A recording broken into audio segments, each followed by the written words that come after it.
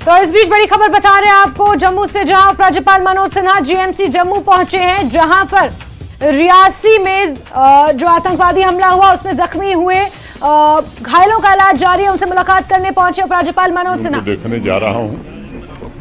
कल शाम को ही रेस्क्यू ऑपरेशन में प्रशासन और सिक्योरिटी फोर्सेस के लोगों ने सबको रेस्क्यू किया था। ज्वाइंट ऑपरेशन पुलिस, सीआरपीएफ और आर्मी ने लॉन्च किया हुआ है। जो लोग भी इसके लिए जिम्मेदार हैं उनको निश्चित रूप से दंड मिले, उसका प्रयास हो रहा है। डीजीपी स्वयं अपनी टीम के साथ मौके पर हैं। सबसे पहली प्राथमिकता हमारी ये है कि जो घायल हैं उनको हर हाल में बचाया जाए।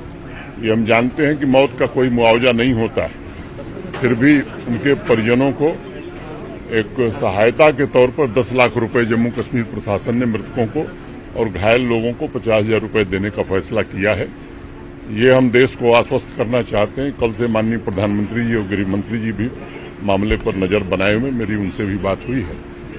जो लोग भी जिम्मेदार हैं उन्हें बख्शा नहीं जाएगा।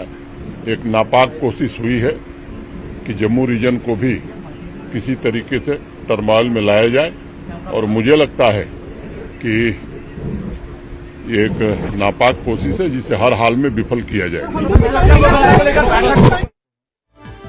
तो राज्यपाल मनोज सिन्हा को आप सुन रहे थे। उन्होंने ये कहा है कि नापाक कोशिश है कि किसी तरह जम्मू रीजन को भी टर्मोइल में लाया जाए, और जिन्होंने भी इस घटना को अंजाम दिया है उन्हें बख्शा नहीं जाएगा। उपराज्यपाल मनोज सिन्हा जीएमसी जम्मू पहुंचे हैं, जहां पर शिवखोड़ी से कटरा जा रही बस पर जिस तरह से आतंकवादियों ने हमला किया उसमें जो जख्मी हुए लोग हैं उनका इलाज वहां पर जारी है। उन्होंने कहा कि मौत का कोई मुआवजा नहीं होता, लेकिन फिर भी कोशिश की जाएगी कि जो लोग इससे हताहत हुए हैं, जो लोग इसमें जख्मी हुए हैं, उनके इलाज में पूरा सहयोग किया जाए, और जिन लोगों ने अपनी जान गंवाई है उनके परिजनों के लिए, उनके आश्रितों के लिए कुछ मदद सरकार से हो सके तो उसका भी प्रावधान किया गया है। जीएमसी जम्मू पहुंचे उपराज्यपाल मनोज सिन्हा और वहीं से ये बयान वो दे रहे थे।